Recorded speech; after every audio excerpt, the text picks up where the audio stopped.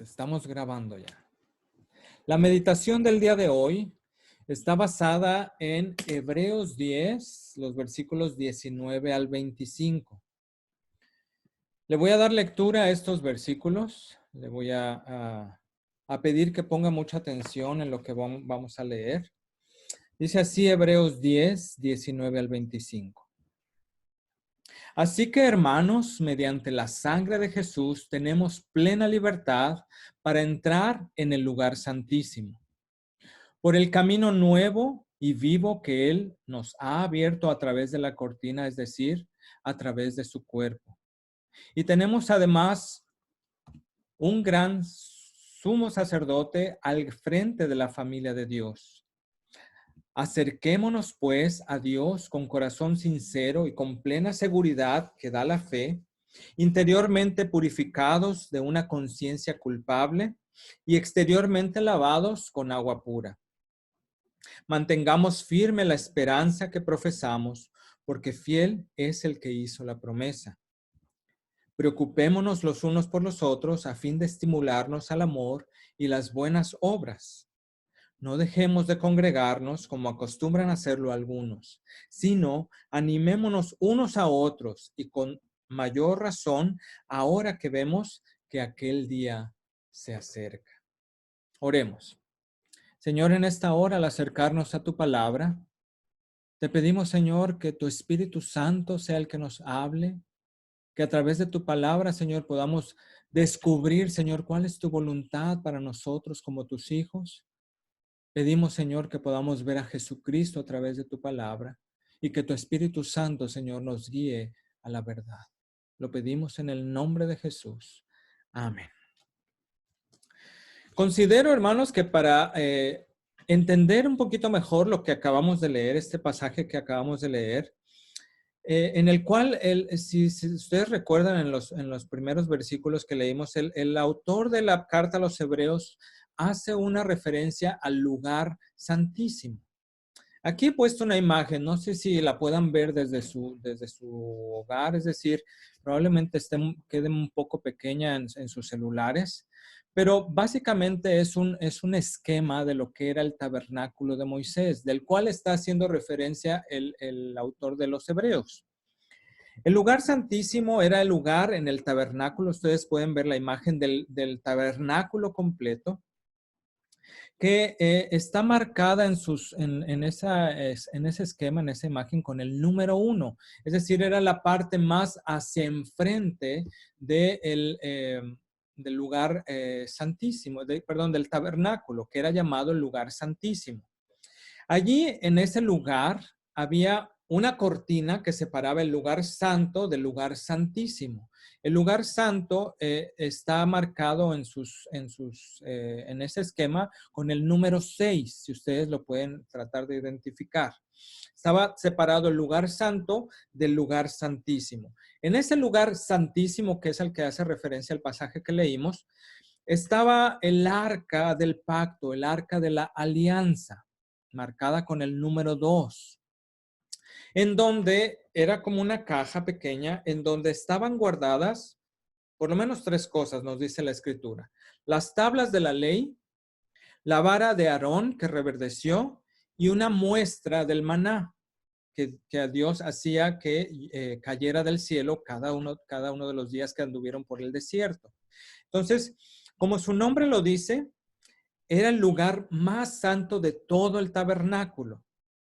Es decir, el tabernáculo completo era considerado como un lugar santo, el lugar en donde la presencia del Señor se manifestaba a su pueblo.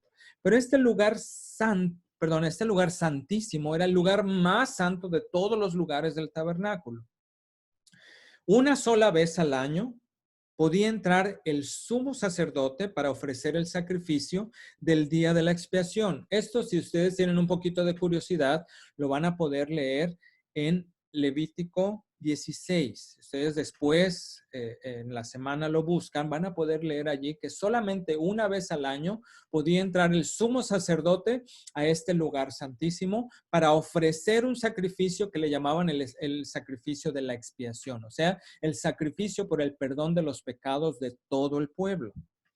Y nadie más que esa persona, el sumo sacerdote, estaba autorizado para acercarse a ese lugar. Porque ¿qué pasaba si alguien que no estaba autorizado entraba a ese lugar? La Biblia nos dice que quien entrara a ese lugar sin autorización moriría instantáneamente. Ahora, por esa razón, había una cortina o un velo, como también se le llama, que es lo que vemos con el número 3 en la imagen, que separaba el lugar santo del lugar santísimo. Déjenme mostrarles esta otra imagen, que quizás nos ayuda un poquito más. Es como una vista desde arriba, viendo el esquema del tabernáculo. Entonces, podemos ver en esta parte del tabernáculo, donde dice que estaba el arca del pacto, lo que es el lugar santísimo, era la parte más interior del tabernáculo. Esta parte en rosa era el lugar, el velo del que también nos habla el autor de la carta a los hebreos. Que por cierto, déjenme comentarles que como no se menciona quién es el autor de la carta a los hebreos, por eso me estoy refiriendo así a él, como el autor de la carta a los hebreos, porque no sabemos a ciencia cierta quién escribió la carta a los hebreos. Algunos dicen que fue el mismo apóstol Pablo, pero no se menciona al inicio de la carta quién es el autor. Por lo tanto, me voy a estar refiriendo nada más al autor de la carta a los hebreos. Entonces, vemos que esa cortina a la que se hace referencia en el versículo 20 que leímos, dice que la cortina es la carne de Cristo, o sea, el cuerpo de Cristo. El autor de la carta identifica ese velo que dividía el lugar santo del lugar santísimo como el mismo cuerpo de Jesús. La analogía o la comparación que se hace entre ellos radica en que, al igual que el velo se rasgó para abrir el lugar o el camino al lugar santísimo, también el cuerpo de Cristo fue rasgado literalmente para que su sangre pudiera ser derramada, de manera que a través de eso se pudiera abrir el camino hacia el santuario celestial. Fíjense lo que nos dice Mateo al narrar esta parte cuando se rasga la cortina del templo. Dice así: entonces Jesús, obviamente está Jesús en la cruz, dice, volvió a gritar con fuerza y entregó su espíritu, o sea, murió. Y en ese momento en el que él murió, en ese momento la cortina del santuario del templo se rasgó en dos, de arriba a abajo, la tierra tembló y se partieron las rocas. Entonces vemos que tanto en Mateo y bueno, Hebreos lo explica de una mejor manera, nos dice que esa cortina, les leo el versículo 20, dice, por el camino nuevo y vivo que Él nos ha abierto a través de la cortina, y luego explica qué es la cortina, nos dice que es a través de su cuerpo. Ahora, lo que nos dice el autor de la carta es que en Cristo tenemos libertad. ¿Libertad para qué? Mediante el sacrificio de Cristo tenemos plena libertad para entrar ahora al lugar santísimo. Es decir, habiéndose partido el velo en dos, es el simbolismo de que ahora en Cristo podemos entrar hasta el lugar santísimo. ¿Qué simbolizaba el lugar santísimo? Bueno, la mismísima presencia de Dios. En todo momento nosotros podemos entrar a la misma presencia de Dios, hasta su trono, 24/7, como dicen, o sea, los 24 horas de los 7 días, en cualquier momento. No tenemos que esperar para que sea domingo para poder llegar a la presencia del Señor. Está disponible para nosotros 24/7. Y podemos entrar a través del camino nuevo y vivo que Cristo abrió por el derramamiento de su sangre en la cruz. Y no solo Cristo puede entrar, como a veces podríamos pensar, no solamente es que Cristo puede entrar al lugar santísimo como ese gran sacerdote o el sumo sacerdote al frente de la familia de Dios, sino que también nosotros mismos, como creyentes en Jesucristo, podemos entrar en su nombre al santuario celestial, en dependencia, por supuesto, de su sacrificio. Porque nuestra confianza, hermanos, para entrar delante de Dios no se basa en nuestros méritos, no se basa en aquello que nosotros pudiéramos creer que hemos hecho, sino que se basa en la obra, en la persona de nuestro gran sumo sacerdote, que sí es capaz de compadecerse de nosotros, de nuestras debilidades, como dice Hebreos 4:15. Fíjense lo que dice Hebreos 4:15. Porque no tenemos un sumo sacerdote incapaz de compadecerse de nuestras debilidades, como podrían ser los sacerdotes del Antiguo Testamento. Dice, sino uno que ha sido tentado en todo de la misma manera que nosotros, aunque sin pecado. Por lo tanto, el Cristo crucificado es nuestro único mediador para poder entrar al lugar santísimo.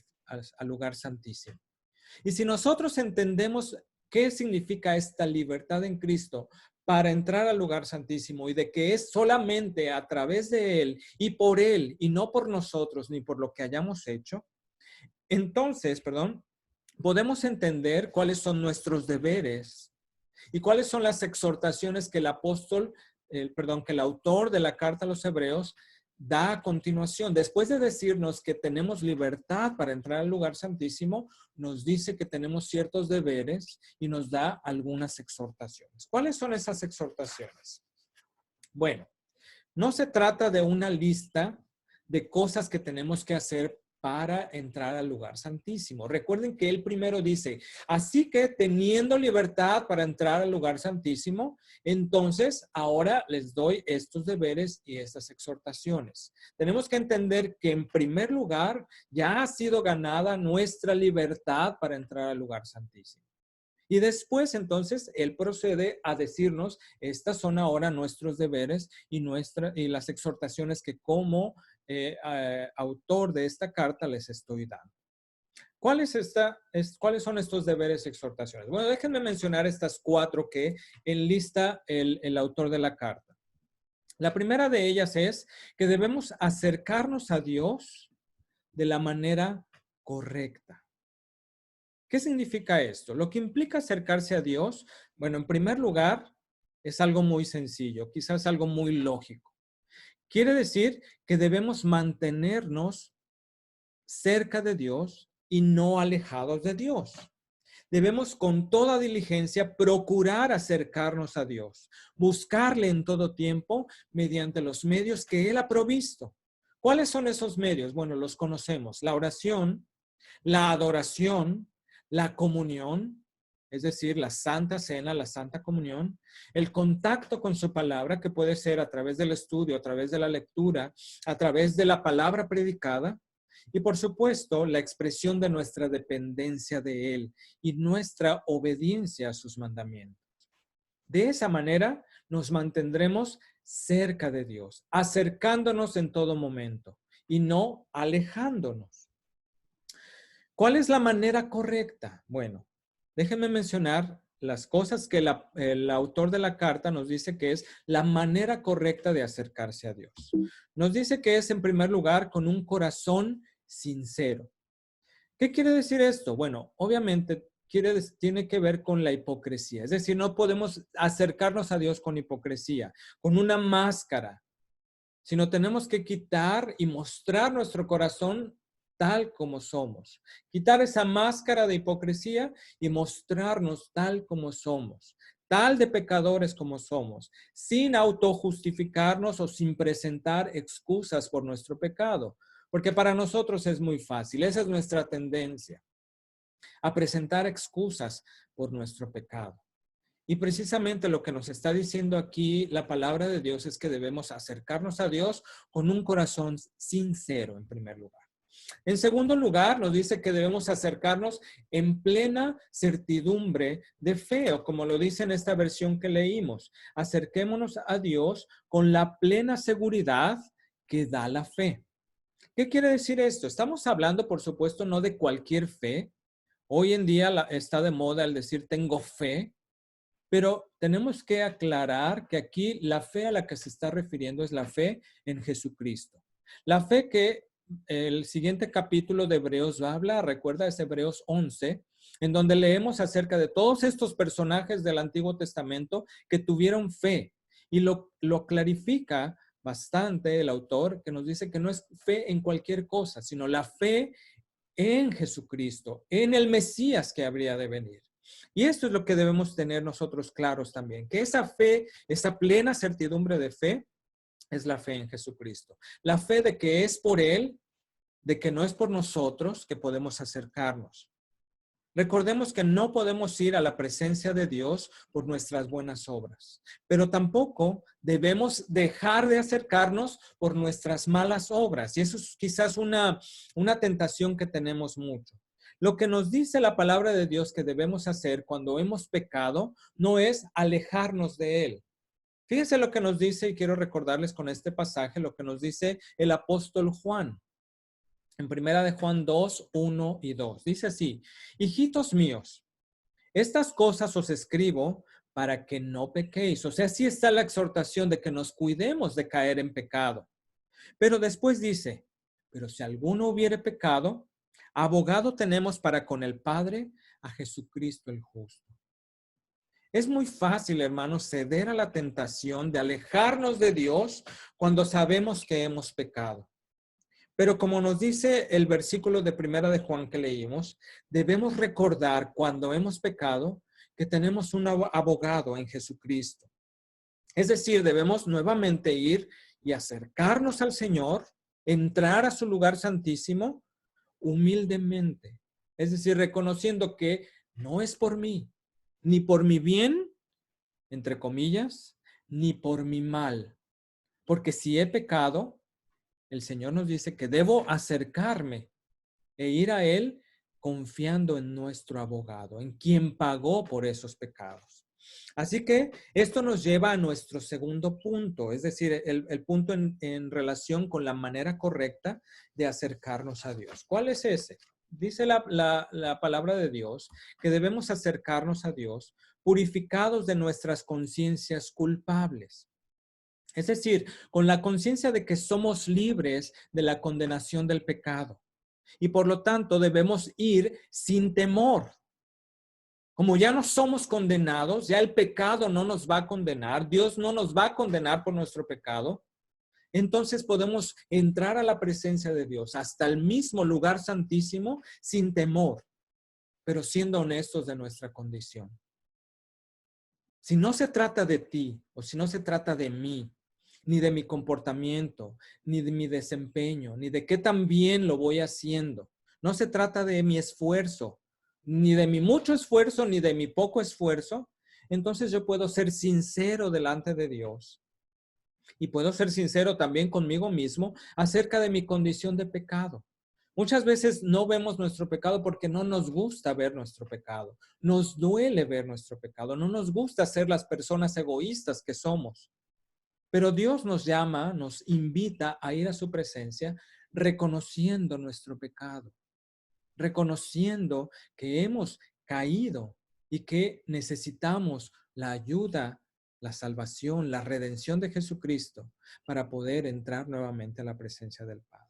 De manera que si Él ha pagado y si no se trata de mí, ya no hay más razón para tratar de ocultar mi pecado o para autojustificarme o para presentar excusas por mi pecado.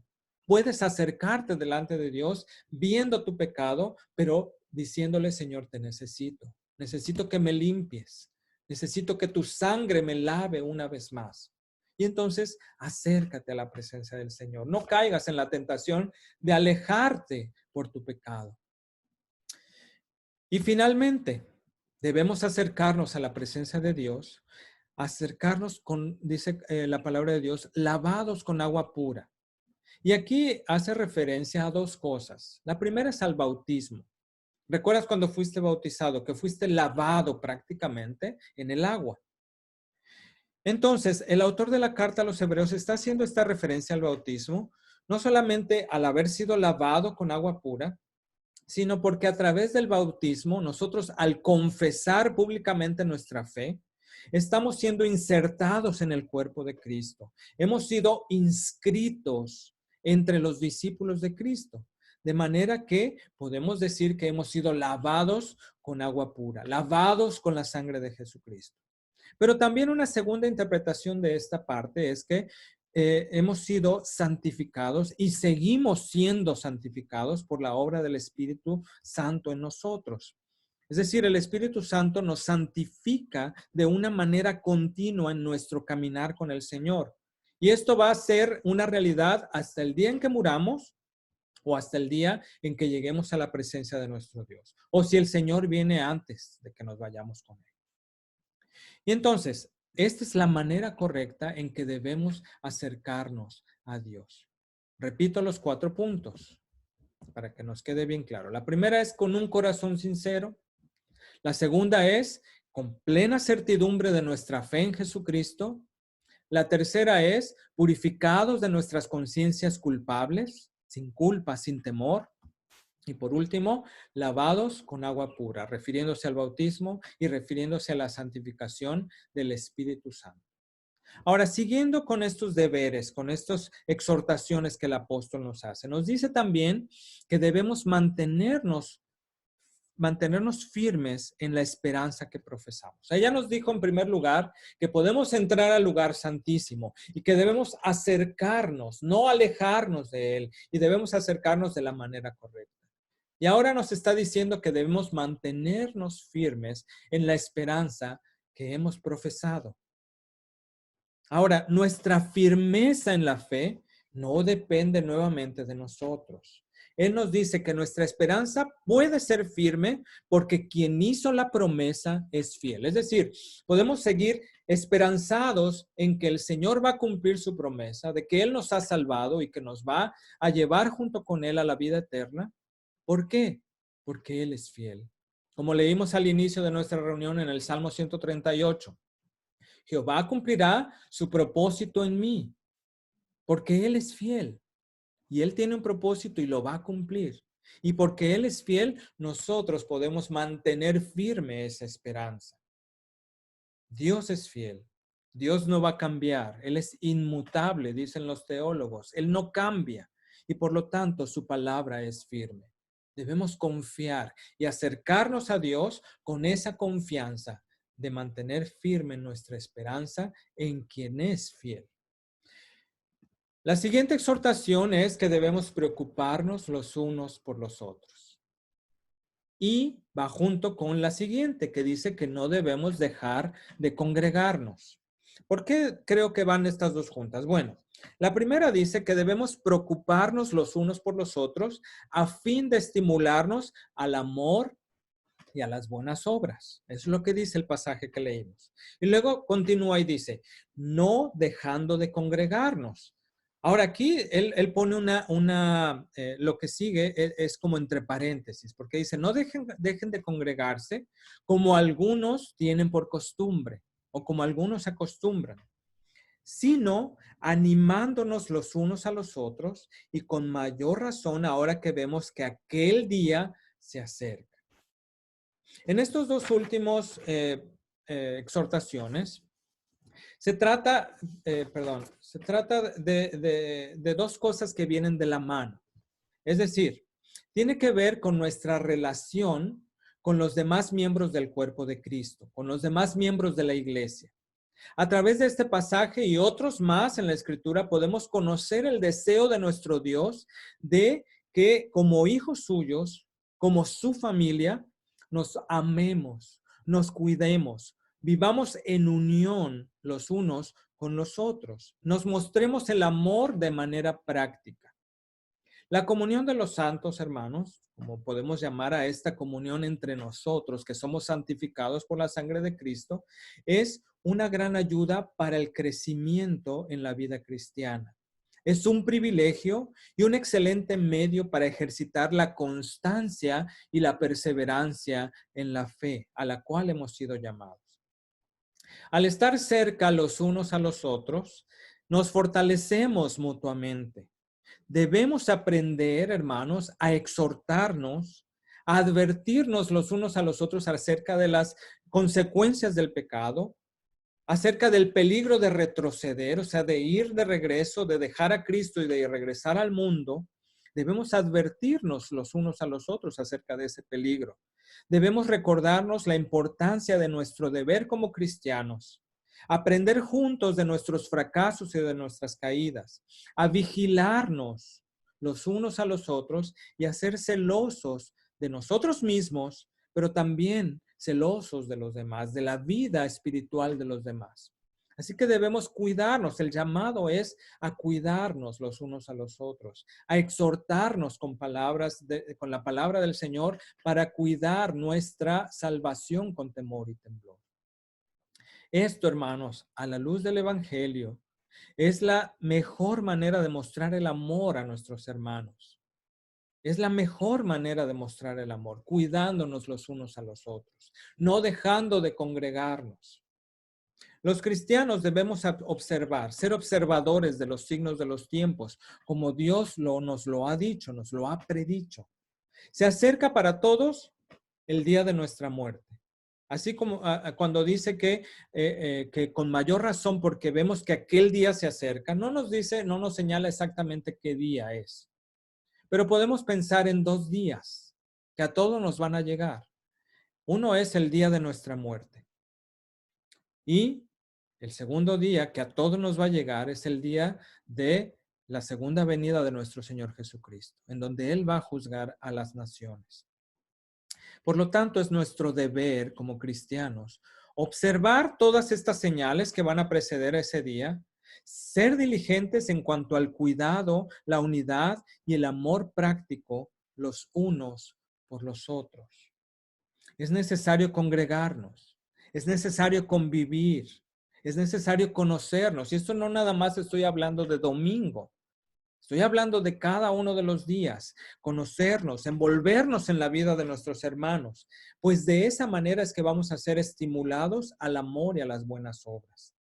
Esta exhortación, hermanos, no solo se refiere a animarnos con obras de amor o de hacer buenas obras para el otro, sino de ser obedientes en congregarnos y en estar juntos, porque al estar juntos, el Espíritu Santo nos va a estimular a amarnos unos a otros y a mostrarnos ese amor de Jesucristo a través de las buenas obras, aun cuando sea difícil amarnos.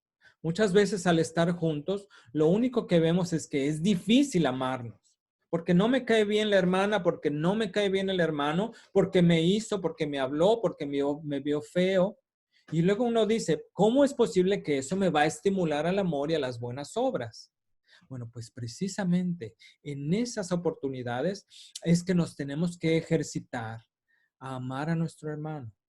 A pesar de que ha pecado quizás contra mí, Dios, Jesucristo, a través de su palabra nos dice, amaos los unos a los otros y amad a vuestros enemigos.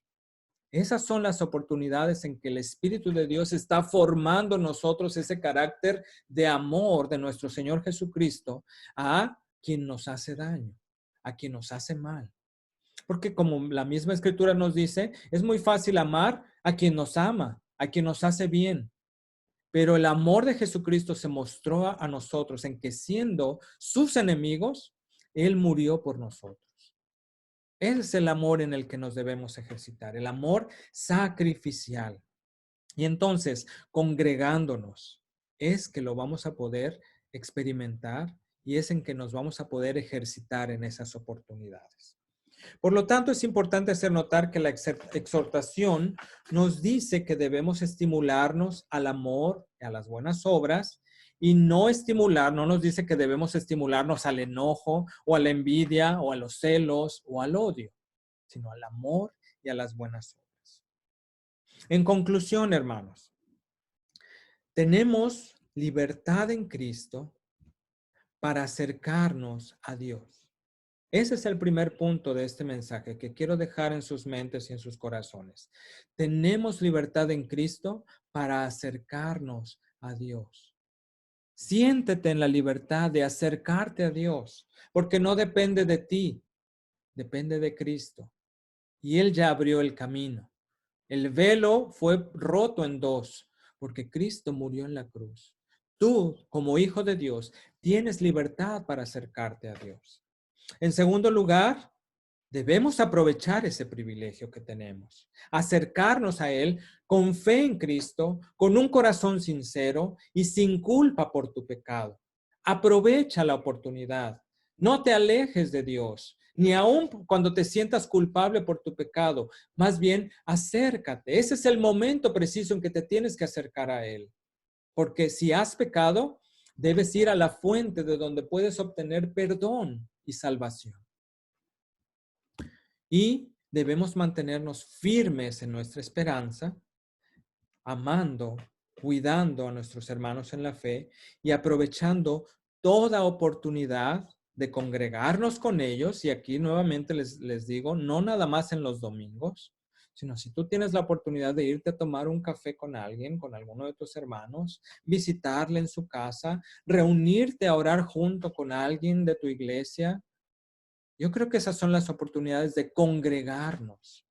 Y debemos aprovechar toda oportunidad de congregarnos con ellos para poder crecer o seguir creciendo en santidad.